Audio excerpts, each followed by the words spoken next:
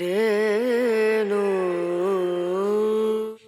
সুপ্রভাত, নমস্কার। একটা নতুন পর্বে আপনাকে স্বাগত জানাই। আজ মহালয়ার ভোর। ছোটবেলায় জানেন, এক্কেবারে আলাদা ছিল এই মহালয়ার ভোরবেলাটা। দৌড়ে দৌড়ে ফুল তুলে বেড়ানো। কিন্তু যত বড় হয়েছি, মহালয়ার মাহাত্ম্যটা কী সেটা আস্তে আস্তে বুঝতে শুরু করেছি। মহালয়ার এই পুণ্যতিথি থেকেই সূচনা হয় মাতৃ আরাধনার। মা দুর্গা জাগ্রত হন ৯টি ভিন্ন ভিন্ন রূপে। বড় হওয়ার সাথে সাথে মহালয়া নিয়ে যখন পড়াশুনো করেছি, তখন জানতে পেরেছি এর আধ্যাত্মিকতা। সাধু সন্তরা মূলত ৩টি পক্ষ মানেন: পিতৃপক্ষ, দেবীপক্ষ আর প্রেতপক্ষ। মহালয়ার এই দিন শেষ হয় পিতৃপক্ষের, শুরু হয় মহালয়ার সাধনা। কারণ যোগী পুরুষদের কাছে মহালয়ার একটি বিশেষ তাৎপর্যপূর্ণ দিক আছে। মহালয় থেকে মহালয়া। মহালয়া একটি সাধন তিথি।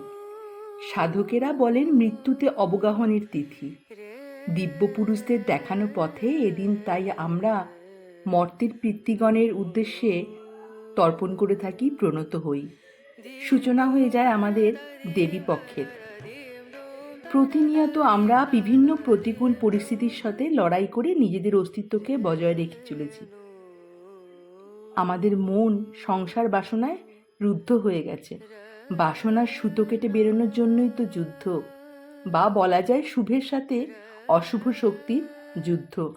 আরও একটু গভীরভাবে বলতে গেলে, পুরাণ মতে ব্রহ্মার নাভি কমল থেকে উন্মেষের যে বীজ বের হচ্ছে, সে বীজ মাতৃ সংকেতের, শক্তির। নিজেদের ভেতরে রয়েছে সেই শক্তি, চেতনার শক্তি। ওই শক্তি দিয়েই প্রতিকূল পরিবেশের পরিস্থিতিকে রুখে দিয়ে এগোনো নিতান্তই সম্ভব। আর এটাই হচ্ছে দেবীপক্ষের একান্ত সাধনা। আধ্যাত্মিক মতে আমাদের শরীরে যে 3টে গ্রন্থি আছে, ব্রহ্মগ্রন্থি, বিষ্ণুগ্রন্থি এবং রুদ্রগ্রন্থি, মহামায়ার মহাশক্তিকে অনুভব করতে গেলে সেই ব্রহ্মগ্রন্থিকে খুলে দিতে হবে।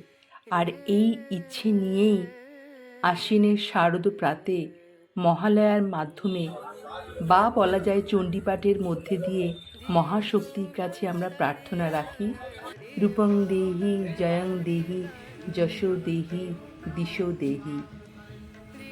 আধ্যাত্মিক অর্থে দুর্গাদেবী হলেন মহাশক্তি বা বিশ্বশক্তি বলা যায়। সকল দেবের সম্মিলিত শক্তি তিনি। তাকে জাগ্রত করার মধ্যে দিয়ে, অথবা বলা যায় দুর্গতি থেকে উদ্ধার পেতে চাই বলেই তিনি দুর্গতি থেকে উদ্ধার করেন। তাই তো তিনি দেবী দুর্গা, দুর্গতি নাশিনী। আজ তবে এটুকুই থাক। শারদীয়ার অনেক অনেক শুভেচ্ছা জানাই। সুস্থ থাকবেন, ভালো থাকবেন। দেখা হবে আবার একটি নতুন পর্বে। নমস্কার।